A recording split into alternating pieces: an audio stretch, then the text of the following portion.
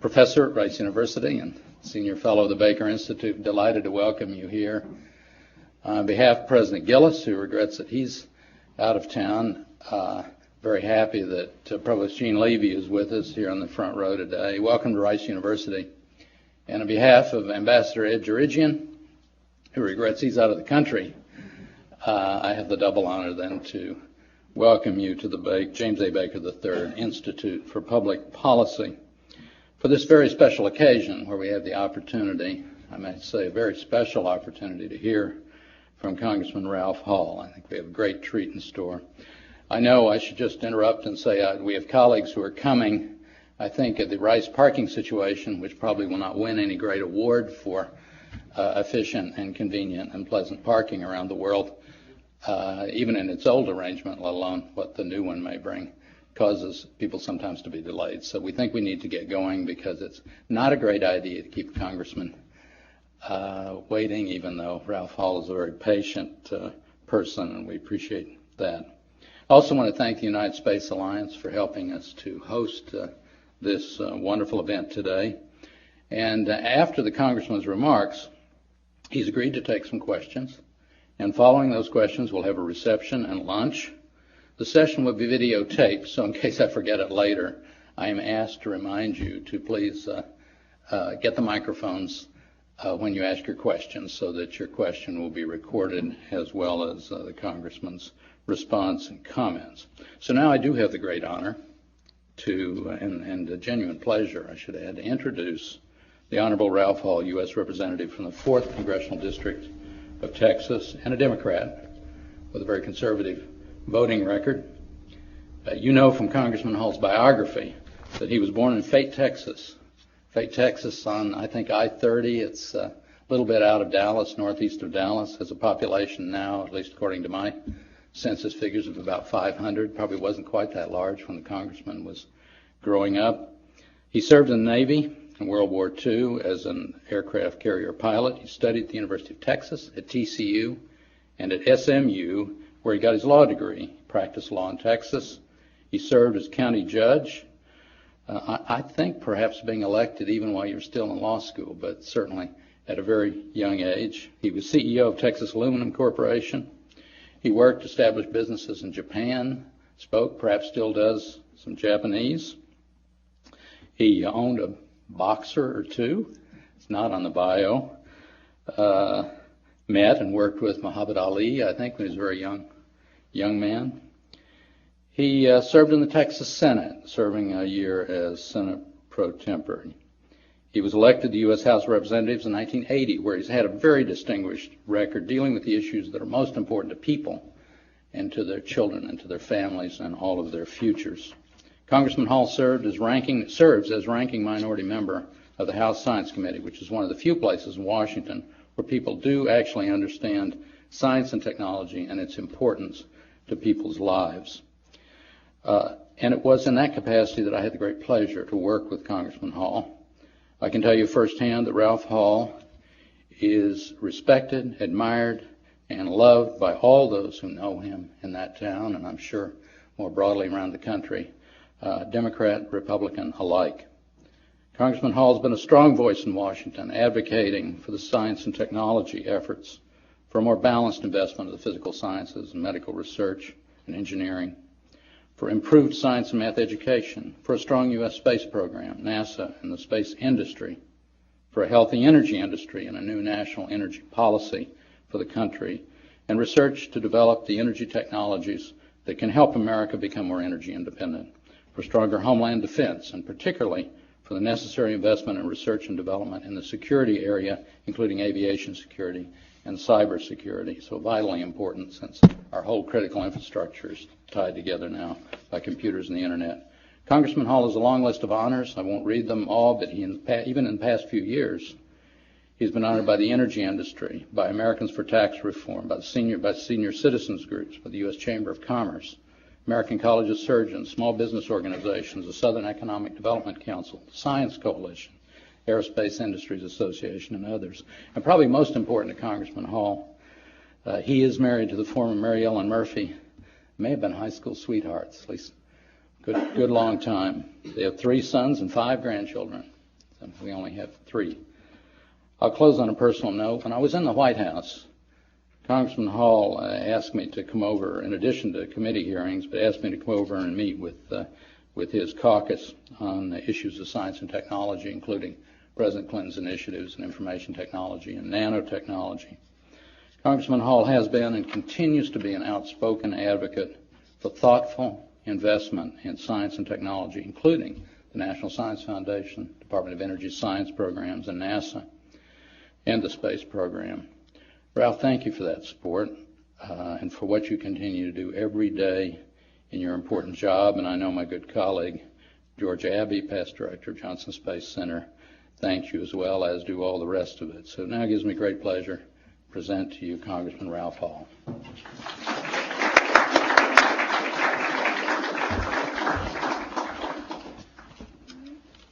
Neil, thank you, and I won't address all the dignitaries here because that'd take up my 5 minutes that I've been allocated. And I don't mind people coming in. It's those that leave early that throw things that give me some concern. But I am happy to be here, and I guess if I were real honest with you, I'd tell you that my speech will probably be about money more than anything else, because that's what it really gets right down to. And when we limp into a session with a $180 billion surplus and limp out with a $60 or $70 billion deficit, it certainly makes a difference, because we were able to do a lot of things for people that can't help themselves, that find themselves trapped by their environs with no education, little opportunity, all the way up to having support for the inner cities and things that we really needed. And to see that go by the wayside is really a disaster to me and to the American public. So we deal with that, and I often think about money.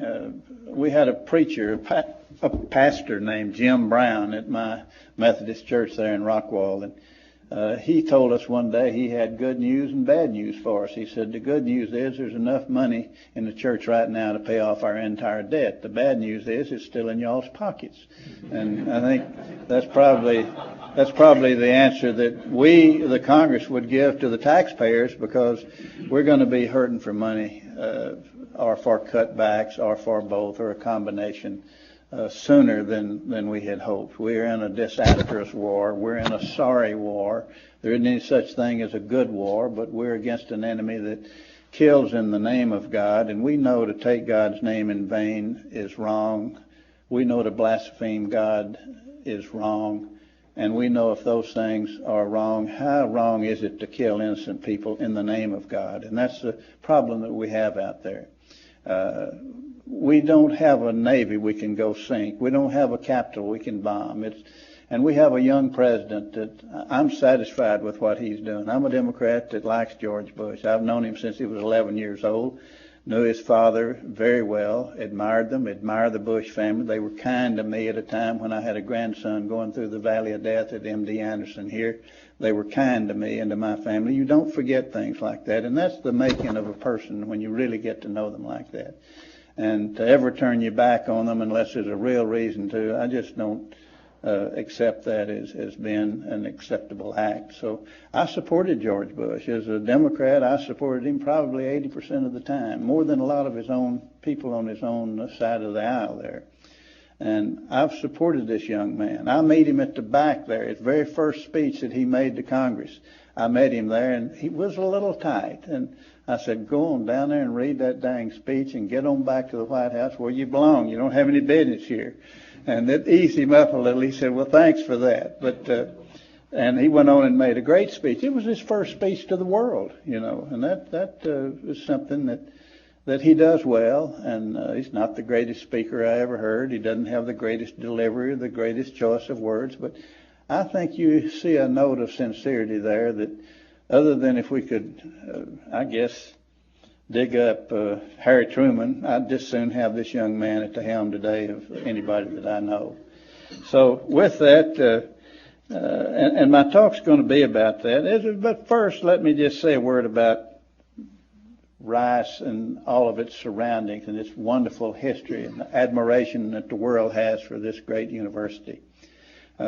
I have Austin College in my district, and in Austin College, Jim Baker was up there to speak. I went with him to Austin College and listened to his speech, even bragged on it after it was over, and we talked about old times. But we describe Austin College as the Rice University of North Texas, and I know that they would like for me, while I'm down here, to describe Rice as Austin College of South Texas. If you don't mind, we'll get into that. But I'm going to talk about energy a lot today. We're going to try to get around to all the subjects that are up there, and I'll be glad to impart to you what I know, and I'll extract from you a lot that I don't know.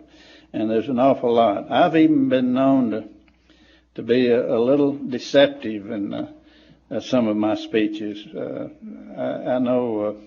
I had a young member, for example, that came up to me. He'd just been elected, came in with a group. He lasted 2 years.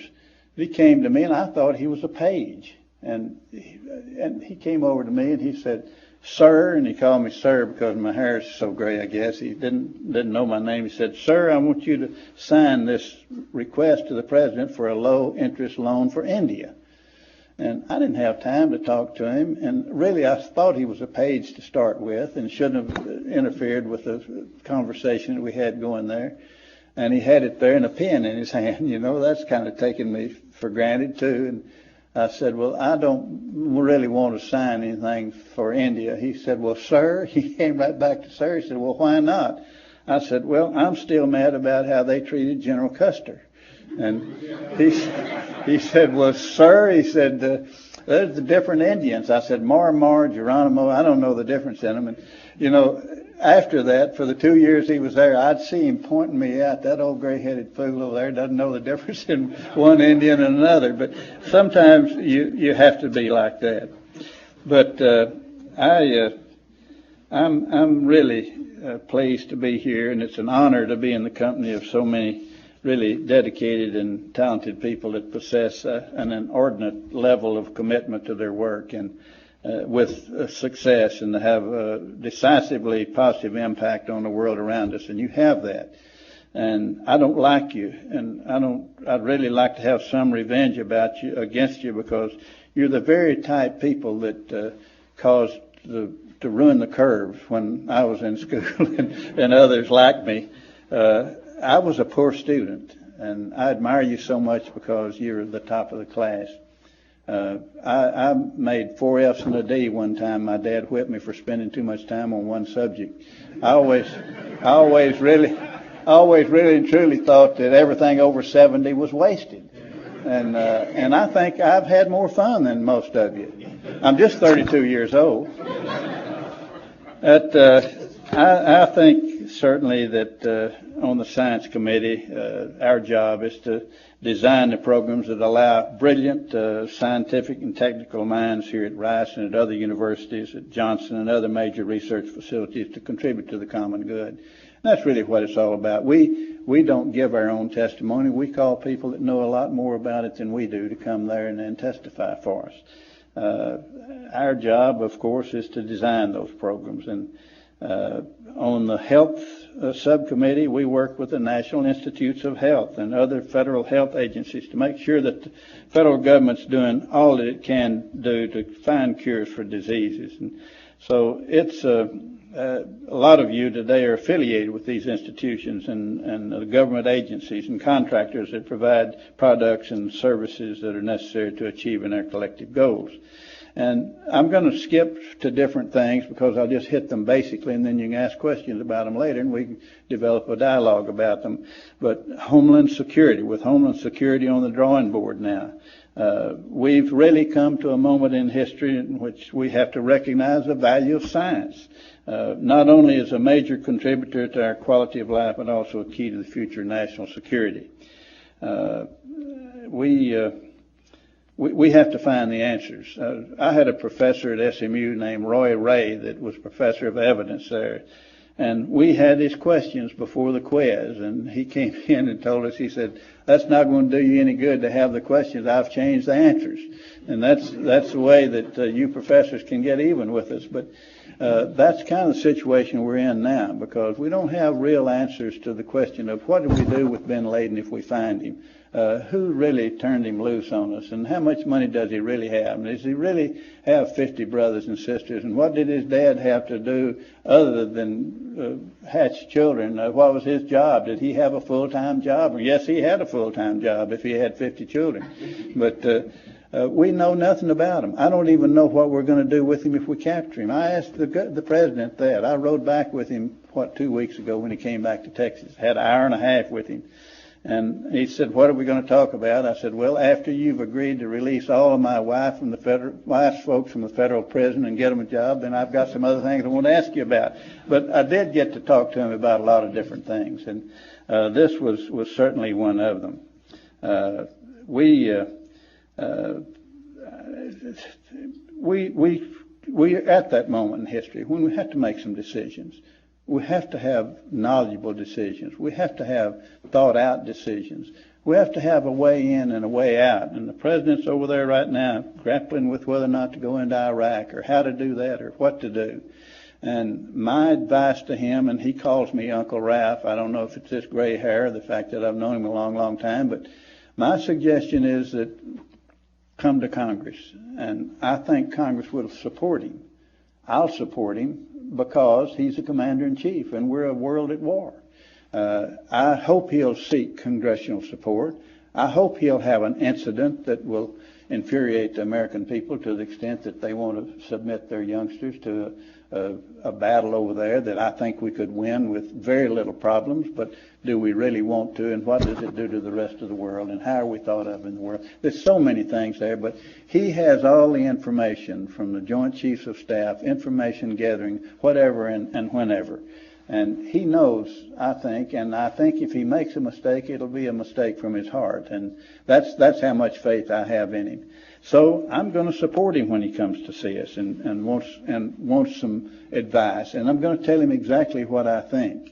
But I think he's going to do what he thinks he ought to do. And certainly with all this in mind, I've worked with the Science Committee Chairman, Sherry Bollert, to make certain that the Homeland Security Bill adequately considered the contributions made by scientists and engineers in making all these, all of us safer and more secure.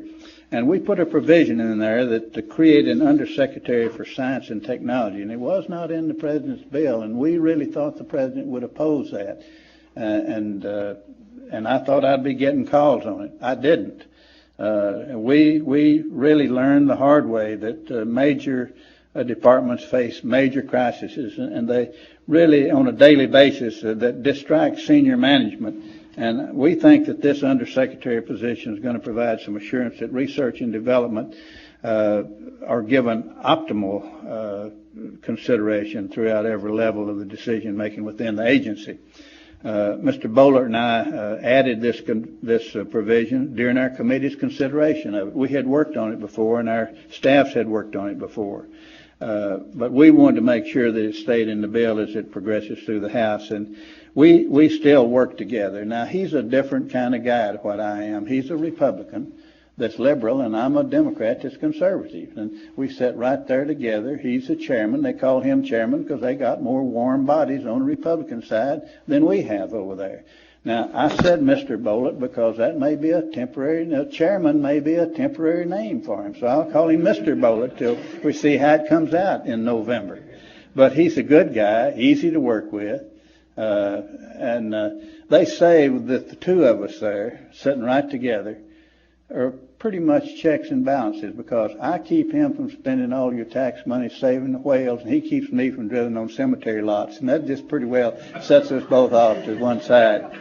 But our enemies use, of course, their technology to attack us. They attacked us in our own airplanes, using our own fuel. They didn't pay for their ticket. They killed our people, flew into our buildings, and then we're here trying to see that it doesn't happen again first.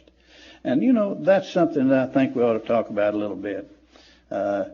we have, every time we turn on television, somebody, a talk show is telling us it's going to happen again. It'll be the Golden Gate Bridge. It's going to be the World Series. It'll be the Statue of Liberty. They're all war gaming. Nobody said it's not going to happen again. Everybody says it's going to happen again. Well, I'd like to think that the glass is half full. It may not happen again, and it hasn't happened again. And we've gone through a lot of traces. I go through 3 different blockades to get to my office up there every day. The first one, they get the dogs after us, and the dogs sniff the car real good. And then they get the mirror for a bomb. I like both of those. The third one is I have to show guys that I've known for 20 years my ID to get in my own office.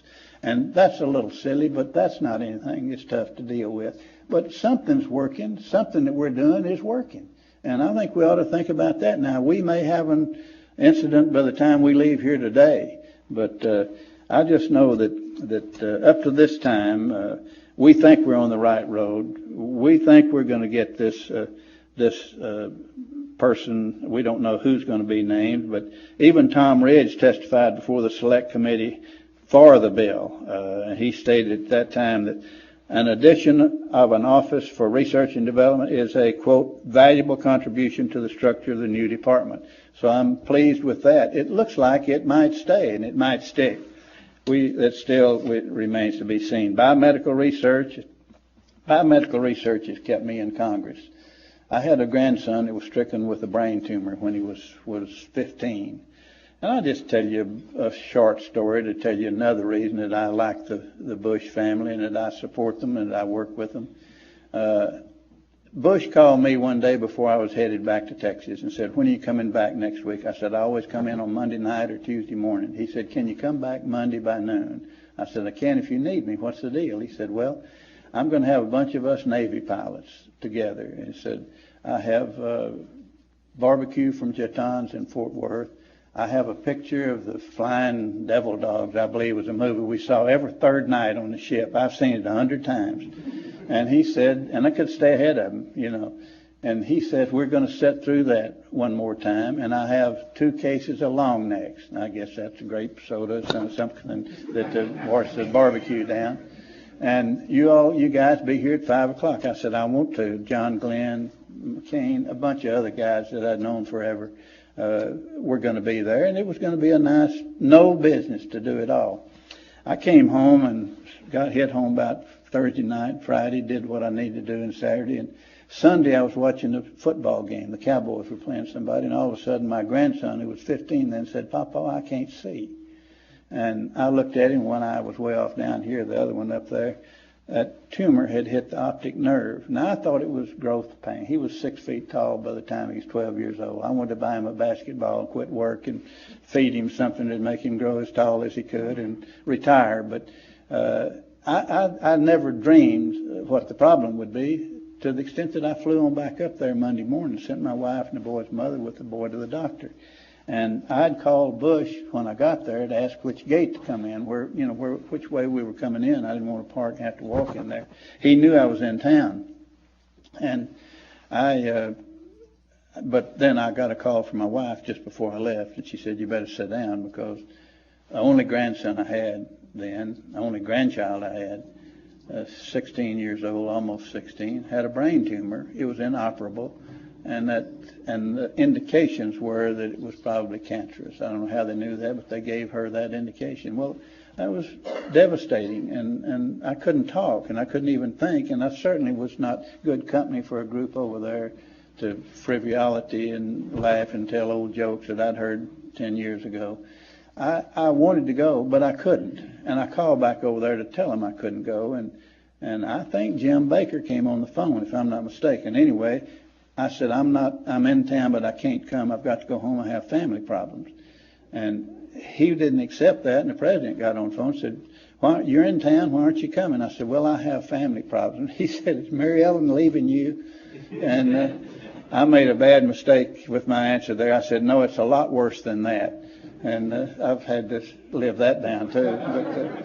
But anyway, I went on back, and 5 days later, when he was in intensive care, they put a shunt in his head, a tube under his, emptied into his stomach, gave him some relief, and he was in intensive care, and George Bush called him. Now, that's not anything that a president would call you. It is something to us, but that's something you kind of expect. You know, politicians do that and friends do that. And he was interested, I'm sure, but he called and talked to him 5 or 6 minutes in the intensive care ward. As I went out that day, I looked up at the television there. George Bush was going out the side door of the Oval Office. 50 television and radio stations were there for him to announce Desert Storm to make an announcement, a historical, an earth-shaking announcement like that, and he takes 5 minutes to talk to a little sick kid 1,200 miles away, does something for me, and it would to you. It was very much appreciated, and I've never forgotten it. So those are the kind of things that you build on and that you want to pay back. I'll be paying back all my life, and I'm not going to vote against my district or my conscience or anything to give George Bush a vote, but I'll tell you, if he's a commander-in-chief and we're in a nation at war and he needs something, I want him to have it because I want him to succeed, be he Republican, Democrat, liberal, conservative, whatever he is. And he's going to get it from me. If he decides to go into Iraq and has got nobody but me to drive him over there, I'm going to go with him. Now, I'm going to be talking to him all the way around, turn around, and I'm not all that brave, but you know, they introduced me one time in Tyler, Texas, as being a fighter pilot for the Navy during World War II, which I was. Being in the Pacific, which I was. Pearl Harbor's in the Pacific. Barbers Point is in the Pacific, you know.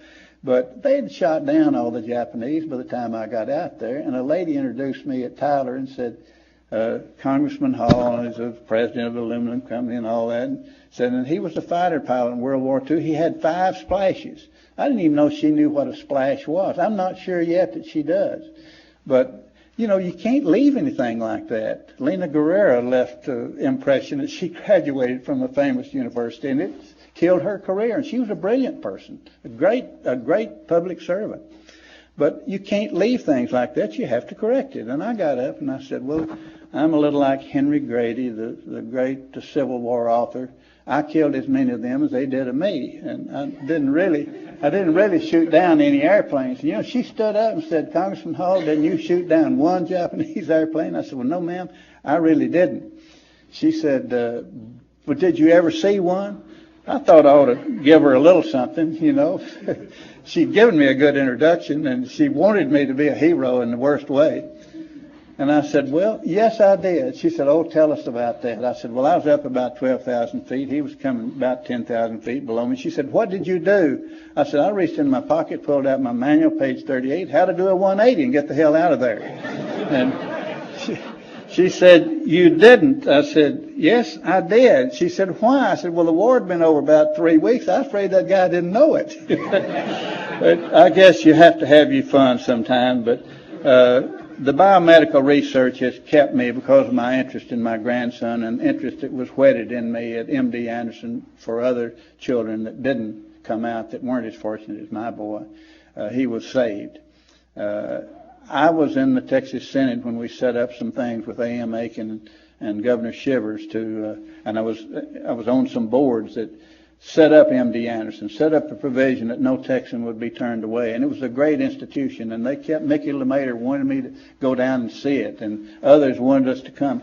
It was depressing to me then. I'd had a lot of cancer in my family, but no grandson with a brain tumor and destined to die. I got interested in it real quick, and I didn't want to go down there because it was foreboding, and cancer, it's not good to think about, and I just wouldn't go. But when I did go, I found one of the most upbeat, one of the greatest areas of success. It spawned the belief that you were either going to get help. If there was any help, you were certainly going to get it, and that there was help there. Those are things that you learn. But from space, and that's the reason I'm still in Congress, is to keep money in the biomedical research up there and the biomedical thrust in space. We need something from space. We need some success out of space. We need a product out of space to keep being able to sell the space program and to keep people believing in it. We have a tax on the space program. We had Tim Romer, a fine guy. I've compared him to what Billy Graham said. I love the sinner, but I hate the sin. And that's the way I was by Tim. I loved Tim, but I just hated his job of trying to kill the space station. I had to take him on every 2 years. One time he came in one vote one lousy vote of killing the space station. Now imagine the impact and what that would have on young people across this land, men and women of science, men and women who prepared themselves for service in that thrust. It just wouldn't have worked. I'm by Tim Romer, kind of like the farmer was by the boll weevil. He didn't hate the boll weevil, he just didn't like the way he's making his living. And by golly, here with Tim Romer, we had to take him on. We had Dr. DeBakey, that old fellow, walk 4 floors of the Rayburn building with me and Mickey LeMaitre the next year when the vote came up again, when we'd come in one of losing it. And that's how you gather together. And we're going to have that same type force. We're going to have that same type thrust to keep our thrust going for this space station and for the Johnson Center and for all the centers under the NASA dome. I don't know for sure. NASA's request is for $15 billion. Is a couple of overall research budgets have, I think, $134 million in it, and my reactor is still in there. But I found out in a hearing one time from the administrator, Dan Golden, whom I respected and admired. I didn't like him at all at first. He was from New York City, and I wasn't going to like him. I tried my best not to, but he was such a hard worker and a congenial guy, and you'd ask him a question, and if he didn't know the answer, he'd say, "I love this country. It's a great country." He knew how to talk around you. And I told Phil Graham and a bunch of them, he's the best politician under the dome up there. He's appointed by Bush and then appointed by Clinton. Imagine that. None of the rest of us are that versatile. But he was they used that money to put John Glenn in space one time. And I traced it down, where was my biomedical money, and they had borrowed it. And I think they never would have paid it back if I hadn't caught it. And we caught it during a hearing up there. It irritated me no end, and for that reason, I keep a closer tab on it. I know right exactly where that appropriation is, and I guarantee you that we're going to keep trying to find a cure for cancer and diabetes and things like that. Probably every person in this room has come close to someone or been someone who has benefited directly and probably even had your lives saved by highly sophisticated yet even more commonly available biomedical procedures. I know the MRI, laser surgery, artificial hip, knee replacement, all these things are modern day medical wonders that go on and on. Even the CAT scan, I read the other day, the CAT scan grew out of the research for atomic and nuclear bomb. And we never allowed the rest of the world to enjoy the CAT scan because about 15% of it was used as a triggering device for the MX bomb. Now, us public servants thinking property lines, not going past property lines, or not letting Russia have anything like that, nor China. Men and women of science traverse property lines, and they think globally, and that's the way we all ought to think on something like that, because it's ridiculous to think that they probably knew as much about our MX bomb as we did. Didn't need to steal it from anybody. But on basic research, while biomedical research has made a lot of impressive gains in the past decade, I think we have to continue to prime in the pump, or we're going to get to the faucet and it just won't flow. The same revolutions in information technology and material science and in other areas of science that have paved the way for new approach to conquering disease have opened a lot of new opportunities in national security and energy and manufacturing and just about every other area.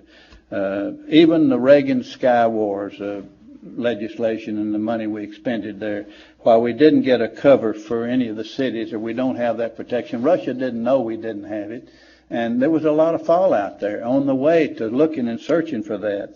That was very useful, electronic national defense and otherwise.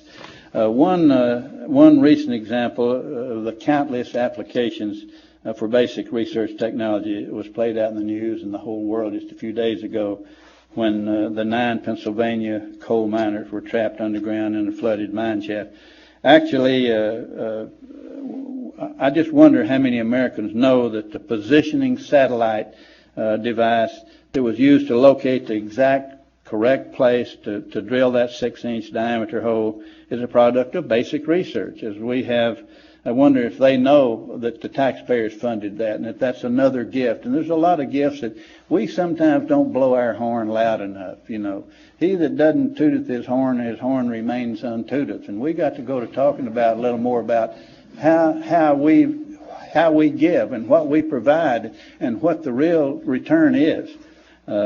We also realize that if mathematics, engineering, communications technology, as well as our basic understanding of the physical sciences, if we don't keep pace with biomedical research, these knowledges are going to limit us what we can do in any health delivery and research.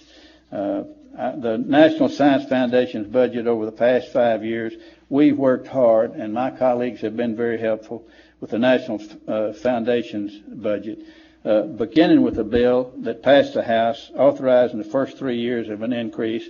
What we were trying to do was to get over 5 years a bill that would double or triple their income and the amount that we give to them and that we allocate to them. I'm proud to tell you that it passed the House by an overwhelming margin of 397 to 25, and it's too early to know how much is going to translate into increased appropriations, given the swing from the federal surplus to a federal deficit and the major fights that are going on in Congress right now. But we have to continue to drive home the message that basic research seeds future prosperity, and it's worth our increased investments even in lean times. And in major times, we were well on our way. Science and math education, I know many of you have expressed concerns about the overall state of science and math education in this country. The President made education one of his top priorities, and the Science Committee has acted to develop and move through the House with the National Mathematics and Science Partnerships Act, which will authorize the centerpiece, I think, of the President's proposal for K through 12 science education. I've got some real suggestions about that, too, since I have a little girl that's just gone through kindergarten and first grade, and another one just in kindergarten starting this week sometime, I think. And I'm close to those girls, their grandchildren. Now, when I was growing up, my boys were in kindergarten and first grade. I was out trying to gather assets, pay debts for college and things like that. I didn't really know the value of the first grade. But for those of you who have a grandson or a daughter or a child that's gone through kindergarten and the first grade, you, like me, are amazed at what they learn. I have a new respect for first grade teachers. They're not just pretty, they have to be very doggone smart. And for my little kid to come back and can read after the first grade, can do her ABCs, can count to 100, it just amazed me. I even thought we could do away with all the other doggone classes and just teach these kids real good first grade and let them go, because they're so smart.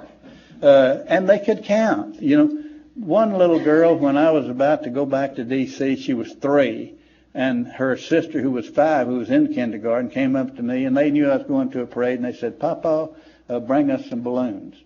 And I said, "Fine." They said, "Bring us a bunch of balloons." I said, "I will." "Bring us a lot of balloons." I said, "I will." And the little 3-year-old, they taught her not to be close to Papa when he's backing out. She got back up against the building.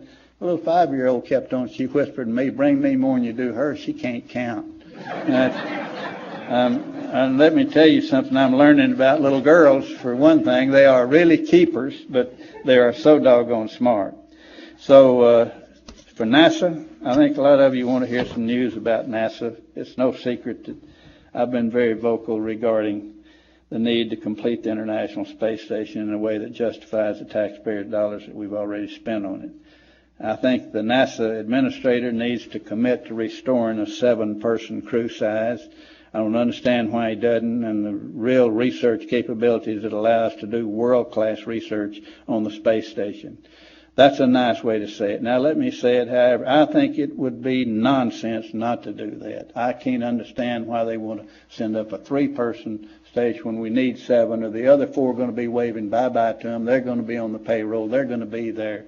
I just don't understand that. It won't give us any opportunity to do the work that we have to do up there. I think the International Space Station can and ought to provide an unprecedented research laboratory and a space laboratory. And we have a bioreactor in there now that can deliver new breakthroughs in medical research as well as in other areas. But that research potential can only be realized if we restore the capabilities that were eliminated by OMB's last year's budget. I remember when we had the electrophoresis in space, the instruments that was built by Johnson & Johnson, McDonnell Douglas, and NASA as a partnership. George, you remember that well. Very successful. Brought back some real useful. At one time, I thought we were close to unlocking the mysteries about 68% of the types of diabetes. But as you remember, on the way to the lab, parasites or bacteria attacked it and destroyed the usefulness of it. Before we could go back to retrace our steps there, we had the tragedy, and then no one went back for 2.5 years. I found that equipment at Penn State University. Nobody can tell me how it got there. I've been told today that probably it's there because he thought they had produced it, and maybe that's so. Congressman Walker had a big stick with the Republican Party, and he was from Pennsylvania. Several strong members of Pennsylvania may have taken it there, but at any rate, I got it back and wanted to do some runs for it. That didn't happen because it was not state-of-the-art at that time, and they were working on what we call bioreactors, and where you grow those cancer cells and white corpuscles and lapping at the top. Now we have a space station, and it's working, and it's operative right now. I think any time we interrupt this program to make some major announcement. That's my hope, and that's my prayer, and that's my dream, that will happen, because we need a product out of space to keep the Tim Romers and the others that are joining him now. He gets too many votes if he gets 3 votes to do away with the space station, because that's unconscionable. I don't see how they can even make that argument. But that also tells future astronauts that their value to us is 50% or less. I don't know how to figure it. If you have 7 and 3 instead of 7, what is the percentage? I never was very good in mathematics. It's just 3 things I couldn't do, and that's add and subtract. So I can't give you very much help on how you figure out when they just have 3 and now they have 7, what percent of the astronauts does that tell? We don't need you. We're not going to need you. It's just the wrong signal to send. We're certainly we're going to do business with this new NASA administrator. I want to support him. He's a likable guy. I want to like him if I can. I don't like him right now because I don't like his attitude. And I don't like what appears to be his goal. And it's something that will take from something that's very precious to this country that we can't afford to lose. And even in a bad economic day and time, we have to continue to keep our eye on what's really important and what really is counterproductive and cost productive and will come back to us many times if we'll just handle our business right. And we have to do that, and we have to get together and really get underway. Now, in closing, let me talk a little bit about energy. That's my major thrust for the rest of this session. I've started a series of 20 speeches to put in the congressional record. I think I've got 3 of them in there. I'm going to give them 1 or 2 a day for whatever time we're left in there. It's absolutely ridiculous if we don't prevent the fact that we have to beg from that OPEC bunch of hijackers over there for energy. And I mean that, and I'm serious about that. And I've said that on the floor of Congress. It's silly that we have to have 58% of our energy sent in to us when we've got enough energy right here within this country. John Maketa, noted author and lecturer from the University of Texas, said once, in the midsection of this country, if we could but dig the coal we could double the total output of all the OPEC nations put together in energy if we could but dig it. We couldn't dig it because of federal regulations and because men and women who were worried about the environment knew we didn't have the technology then to drill it properly. We have that technology now, and we can seek that technology. And yes, I admire the men and women who want to keep clean air and clean water, and I respect them. I think it's time now, though, for somebody from that group, Sierra Club or whatever, to step forward and give us some leadership at a time when we need to solve the energy dilemma that we're in. I sat on the committee, Energy and Commerce, the Health Subcommittee, 13 years rewriting the Clean Air Act. You know, one of their major statistics was that they'd taken a poll and 82% of the people wanted clean air.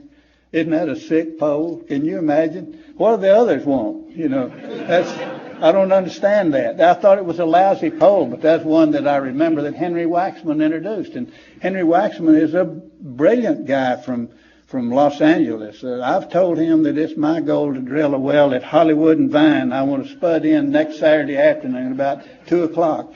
But really and truly, I deal with Henry Waxman. I respect him. He's a very intelligent young man, not too young, but he represents his district. When we were writing that bill, California didn't want any energy. They didn't want a ship in the harbor with energy on it. They didn't want a pipeline going through there even to the other states with any energy. They didn't want any drilling. But they wanted that light to come on. And then it would have been easier for me to say, I told you so. I told you so. You're getting just what you reap. You sowed what you reaped. Really and truly, though, those California delegates did what their state wanted them to do. They kept it out of there. And then, though, I don't know whose fault it was or who spawned it, but I know it happened. We had an energy drought out there, and they were about to be energy bankrupt. We judge how a country's doing in the economy by home starts and new auto sales. You judge energy, and I'm sorry to say, and I hope we never have to judge it this way, by $3 gasoline and body bags, because countries will fight for energy. We forced Japan south into Malaysia when Henry Stimson and Cordell Hull cut off their energy. They had 13 months national survival expectation without energy. They had to go south. It didn't justify them sneaking up on Pearl Harbor and bombing them like they did, but they had to break out some way. Hitler went into the Ploesti oil fields, not because he really wanted to pick a fight with the Russians, but somebody said, was ist los mit der Luftwaffe? They said, nix benzene. And from there on, they had to have some fuel. That was a war over energy, basically, toward Russia. We sent, and George Bush Sr. sent 450,000 kids to a desert and got them back. That wasn't because we love the Emir of Kuwait. He's as bad as the rest of them. We didn't owe him anything. We did that to keep Saddam Hussein from getting his foot on half the known oil reserves in the world. And that was a battle for energy. So countries will fight for energy. I tell those people at Santa Barbara, one of the most beautiful cities in the world, they wake up every morning hating that offshore rig. I said, envision it as a troop ship with your grandchild going somewhere to take energy away from someone when we have plenty here at home. Where do we have plenty at home?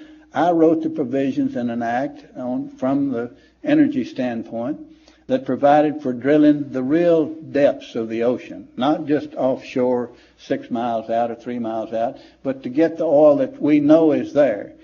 So provided for it. It's a $3.2 billion price tag. That's the one thing that's holding it up in conference right now. I'm on that conference committee. We're working on it. We spent 480 pages, I think, on our energy bill. The Senate got up to around 700 pages in there. We're trying to mix those in together and come out with something. But we need to have energy in there. And California, I even had to wind up voting for them. And for our vote to give California some assistance energy-wise in a mild August last year, they survived. We can't let the most populous state in the United States go under energy-wise. We had to come to their aid. Just like Amtrak. I vote for Amtrak, and it's the sorriest vote I cast every year. They don't even whistle in my district, and they'd like to cut off everything west of the Mississippi if they can. Yet they go to New York City 25 or 30 times a day, to Philadelphia 28 or 30 times a day, and we subsidize them. I vote for them because they're a national asset. And when I ask them to look at energy as a national asset, we're 10 of us states that produce it, 40 use it. We're outnumbered any way you cut it. They don't look at us as a national asset. Clearly we are. We've won the war for them. And energy is something nations will fight for. It's something this country will fight for. I help California, but I'll be doggone if I'm going to let them tell me where I can't drill. Let's talk about ANWR for 1 minute. 19 million acres, and we can't drill on 1,200 acres with us in a war, and we're begging 58% of our energy from foreigners that don't like us. Give me a break. It doesn't make sense that we can't drill there. You can't find it. I've asked 300 people that were at a Chamber of Commerce speech I made last week, the men and women that travel all over the world. One of the hunts was in the audience. I said, how many of you, who in here has ever seen ANWR? Nobody. Who are we hiding it from? Well, I'd like to preserve all the beautiful places we can, but we're not in that situation right now. We're in a situation where we have to solve the energy problem. And the only way to solve it is to drill some of the protected areas, drill the depths of the ocean, and yes, if we have to, drill ANWR. You know, it's dark most of the time of the year up there. Who are we hiding all that beauty from? It's something we ought to do. We have the technology now not to defile the nature up there. The animals have lived healthier the closer they were to the oil wells and the rigs that we have over there. They get fed a little more there. At any rate, there's a lot we can do to get better, and we ought to be doing it. With that, have I spoke long enough where no one can ask any questions?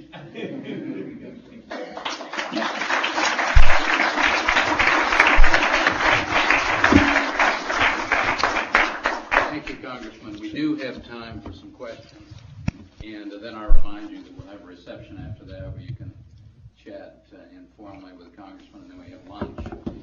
Please wait for the microphones, which are roaming around as you see, to ask your questions. So, Congressman, would you like to take the questions yourself? Sure. Yeah, do whatever you tell me to do. All right, yes, sir. Thank you. So first I'm coachable. I may not can answer them, but I've got Mike here. Y'all ever hear that story about the guy that made all the money in the world in the energy business, and he didn't need any more money, but he liked to talk about it, and he just went around lecturing people? Got him a chauffeur and drove him everywhere he went. Gave the same speech everywhere. And finally, the chauffeur had heard it so many times, he said, why don't you put on the chauffeur's uniform and let me put on your suit and let me give this speech at the next time. I believe I can do it. He did it. What do you know? Right at the end of his speech, they opened it up for questions, and the first question was, if you have a field that goes dry, would you hydro-frack it, water-frack it, electro-frack it, or would you frack it at all? The guy said, that's such a simple question, I'm going to let my chauffeur answer it. So that's the way I may have to do, have Mike or Israel or Kate or somebody to give me some help with it. Go ahead, Mike. You didn't mention nuclear power as an energy source. I'm an energy fossil fuels guy that's very 100% for nuclear power. I'm sorry, you want me to, I can talk into this still, can't I? That's part of my bill. Nuclear, solar, you name it, we have it all in there. And we have to even restart some of the nuclear facilities now to catch up. France and England live off the nuke in the North Sea because they have some guidelines as to how to build them. We now have those. We didn't have it when people were trying to build monuments to themselves. But we have to have nuclear. We have to have it. And I'm very much for it. I go around to schools and I talk about nuclear energy, and I'm for nuclear energy. It makes all the teachers mad. And I'll say, how many of you are for nuclear energy? Well, none of them, And then I tell them a story about if you can solve the problem, and energy is the thing that causes most wars. If we can solve the energy problem, those signs that say no nukes can say no wars. And the students like that, and the teachers are still miffed. But I think the nuclear industry has done a sorry job of educating the young about the benefits of nuclear energy and what it can keep us from having to do. I'm very pro-nuclear, even though I'm in the fossil fuels district and state. Yes, sir. Yeah, I'm not going to comment so much on energy specifically, but I want to talk on a couple thoughts that I had as you were speaking. First of all, thank you for your speech. I enjoyed it very much, and I'll share some of your stories with my friends. Well, don't ask me any hard questions. I'm really going to make some comments. Go ahead. And I'll share your funny points with my family tonight. Okay. Right. I'm Richard Tapia. I'm a professor of computational and applied mathematics here at Rice, and I've been on the National Science Board for 6 years. Say that in American now. What does that mean? Okay. I'm going to get to that. Okay. First point is on education. As you were talking about how wonderful the first grade was and the education of your grandchildren, things like that, I want to point this out. As we compare, it isn't comparison, and it shouldn't be of state to state to state.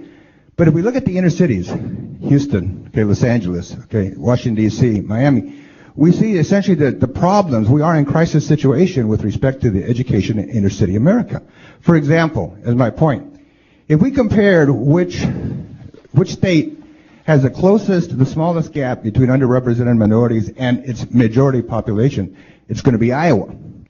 And you say, which state has the largest? It's Wisconsin. And you say, what's the difference? Cheese, beef, corn. Football. But what's the difference? The difference is Milwaukee. If you look at Milwaukee, you would have been a star in Milwaukee with your 4 Fs and 1 D. Okay? Milwaukee average grade point average is D minus. Okay? You factor out Milwaukee, and Wisconsin's on top. So when we have in this country is a crisis situation with respect to the education of the people in the major cities. That's the underrepresented minorities. 90% of the underrepresented minorities live in cities like Houston. So those statements, as you were making them, which were beautiful, I kept thinking of the people that I work with here in Houston, and they don't apply as much. So it's not state to state. It's what are we going to do to save public education with respect to inner city America. Okay? That's point one. Point two. For years, in fact, as I've been on the National Science Board, I've watched that essentially we've done a very good job in funding. For example, you'll have NIH, but life sciences, and I agree with that. Okay? The physical sciences have gone a little bit backwards. But here's what I want to say. As we start to move towards funding physical sciences, this is the point that I want to bring. It's closer. See, I am a mathematician, a PhD mathematician, but I'm in a department of computational sciences. Now here's what I want to say.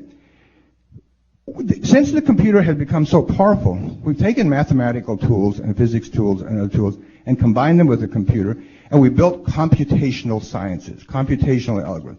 Computational biology is big, computational physics, computational chemistry, computational mathematics, which I do. We go and we model the things across the street about these brain tumors and the strategies. So computation brings the computer and the science together. And yet, 6 years on the National Science Board, people still think of traditional mathematics, traditional physics, traditional chemistry, and then the life sciences. And there's a gap in between there. It's a really important gap about computation is becoming the tail that's driving, it's actually wagging the whole dog.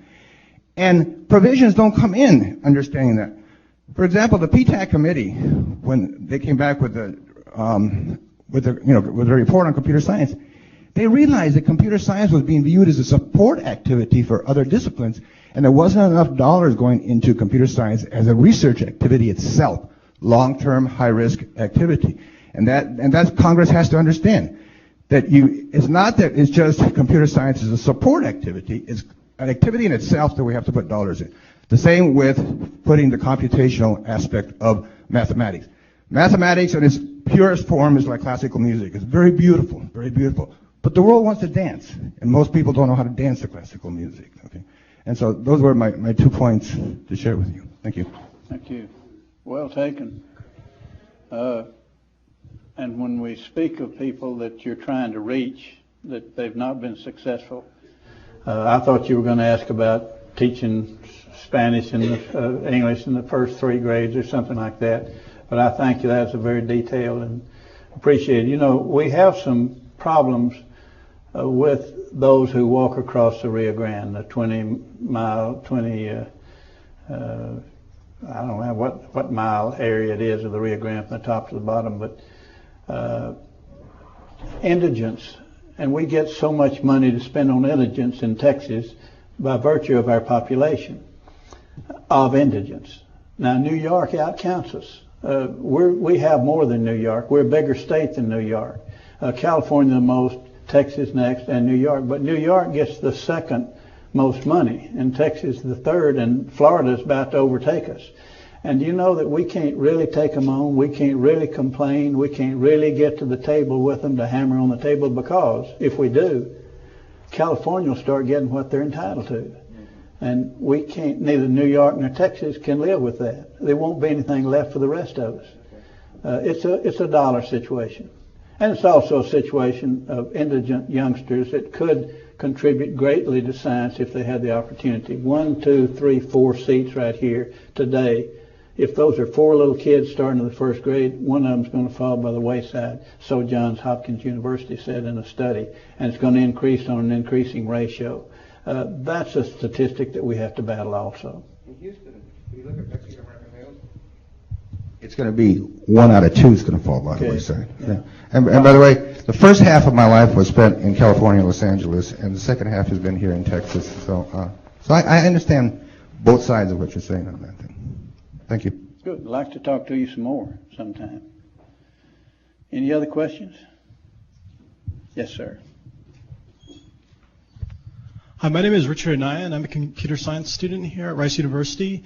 And my question for you is about your speech somewhat. You talked about it in the beginning and about our need in our country for research and technology, and also about the second part with your push for energy. And how do you see them both relating for our future engineering and science students that come out, and how we can serve this need? Well, I'd have to give you a long answer to that, and I'm willing to do it. When I looked in the mirror and searched for the reason that I thought I ought to go to Congress and what were the duties of a member of Congress, I decided the major duty of a member of Congress is to prevent a war. And you prevent a war by removing the causes of a war. Energy is a major cause. The lack of energy, or the desire for energy, or the demand for energy, lack of communications, that's education. And education, properly, education provides petitions to federal courts and mobs on the streets. That's what education is all about. That's what we need to address. But energy must be addressed because it's a national asset that we have to have, or we're going to be taken over. Definitely. But which side do you really feel is the most important? I think there's maybe 10 sides to it, not just 2 sides. Right. And we have to really pursue all 10 of them. Okay. What are your thoughts on research into alternative energy sources? I know you talked a lot about in drilling. We have alternative in our bill. It's in House Bill 4. If you look at every type is in the bill itself that we're working with over there. Whether I'm going to come out with that $3.2 billion, I guess odds are maybe 1 out of 5 that I've got a chance of keeping that in there. But we'll keep something in there. All right, thank you. Thank you. You must be a very smart young man. I never could have got in Rice, much less getting out of it. Any other questions? You want to? Yes, Congressman Hall. Thank you for being here today and Yes, for your talk, and also thank you for the service in Congress and for your dedication and your support of Texas and the United States in that regard. I'm Bob Alford from Baylor College of Medicine, as you know, and I wanted to pursue the points you made about space, and particularly the need for and your support for increasing the number of crew on the station and the science being done there. And I think that's terribly important. And of course, it is dependent on products, as you pointed out. We need to demonstrate those, and there have been many already that have come from NASA. As a surgeon, I see them every day in the operating room, for example, and in the hospitals. And there will be more. And I think we're poised now with this strength in the scientific community to really have some great developments there. It seems that we are in a bit of a logjam, and you mentioned the current administrator, and as if NASA's been given a lower profile in terms of the administration, in this administration. I hope not. And that's that was my point. I have, like you. I share that fear with you. Go ahead. Well, and that was my point. Are there things that you can point to that we can do to try to garner more support and more interest? Because I think the young people are really turned on by this. It's not just the astronauts now, but there's a whole young and they've been turned community. on forever. I think they would have marched on the Capitol if they'd have prevailed in that one vote disaster. The major advice I have is don't get off on the wrong foot with the administrator like I did. We had him before our committee, and some of you were in there. I see two, I think, that were in there when he was from OMB, the head of OMB, and I was just so mad at OMB right then. If I could have got to the table, I'd probably choked him, but they don't let you do that up there. You can want to do it, but you just mustn't. Anyway, you can't be a trafficant. You wind up catching that striped sunshine. But he testified, and and danced around every question that the chairman asked him. And then it came my time to ask him, and I said, no, I don't see any reason to ask him any questions. He's danced around every question that you've had so far. And the only thing, I don't have any question to ask him, but I have something I'd like to tell him. And OMB is the reason we can't get a decent administrator to take the job. I don't know how many they've talked to, but OMB is the one that's kept us from having a decent shot at getting the right people there. Hell, he'd already been appointed. You know, I didn't know that. I wouldn't have got on his case like that. But I advise you to search a little and get some information before you pop off. But I still don't take it back. I still feel the same way I did. And we have a new administrator, and Nancy Dorn, a Texan, a Houstonian, and very intelligent young lady, was in the Bush administration, the other Bush administration. And I expect better things from OMB than we've had in the past. But they have been our problem and source of a lot of our problems. And I'm fond of the president, but he's got a few areas over there that I don't totally agree with, and the output from OMB has been one of them. And if you don't tell them how you feel, how are they ever going to know it? And you make a fool of yourself like I did, but he'll always remember I'm the fool that got on his case there. And I told him later, I said, you should have come by and told me you'd been appointed. It's really a little secretive for you to slip in there and go to testifying and not saying anything, because he didn't want to say anything. It might have kept him from being confirmed. You know, he's smart, so he's intelligent, I'll announce that. And it seemed like a good guy. He just, he's off on the wrong foot. And I don't believe all the statistics that are coming out of Johnson and the criticism that's leveled toward them. I think I'm going to have to see a lot of that. We have some improvement to make, but a lot of that's exaggerated. We just have to take them on at every hedgerow. We've got to preserve this institution and the thrust that it has, and the manned space, and keep going in the direction that we've been going all these years. It brought the pride to the American people of the successes that we've had.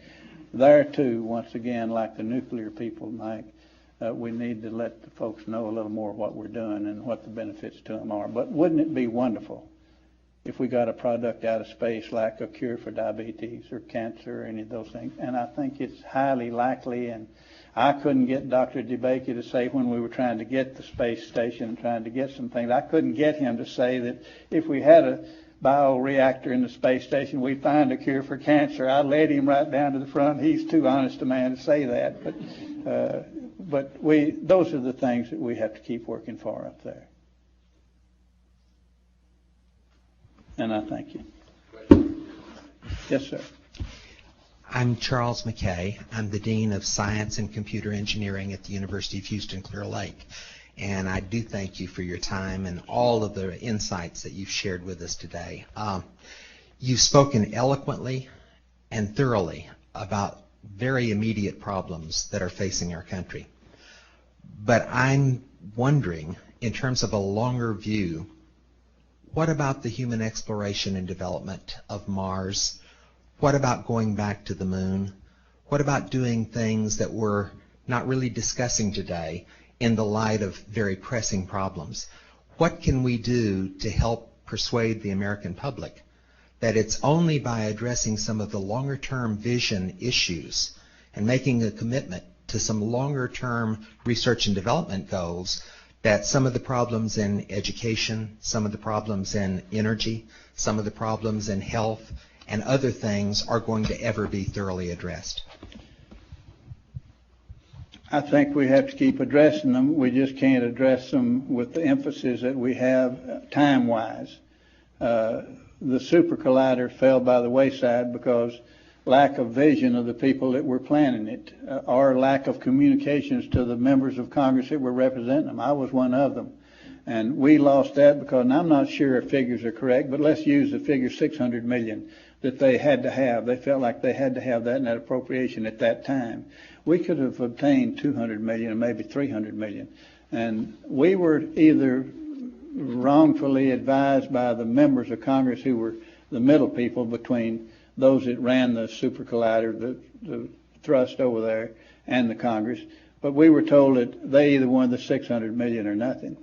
and I wanted to get them $200 million. We could have obtained that, maybe $300 million, kept it alive. And I think that's what we have to do with the Mars and the others. We have to keep them alive. Back during the time when we were really at an economic low in this country, they were still talking about going to Mars. And I had many people tell me, look, we'd rather be able to make a trip from here to the grocery store than from here to Mars. And we're having trouble doing that. If people have that attitude, we've got to go very slow, but we still have to be deliberate.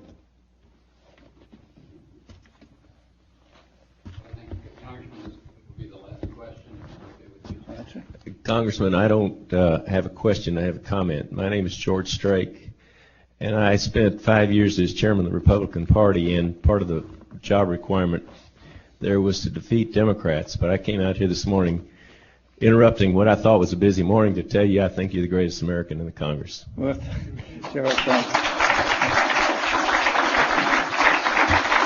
Thank you, George.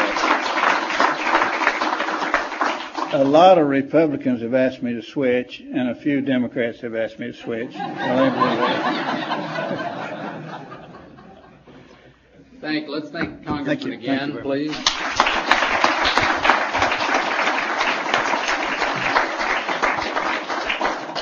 Please come and chat with Ralph out here at the reception, and we'll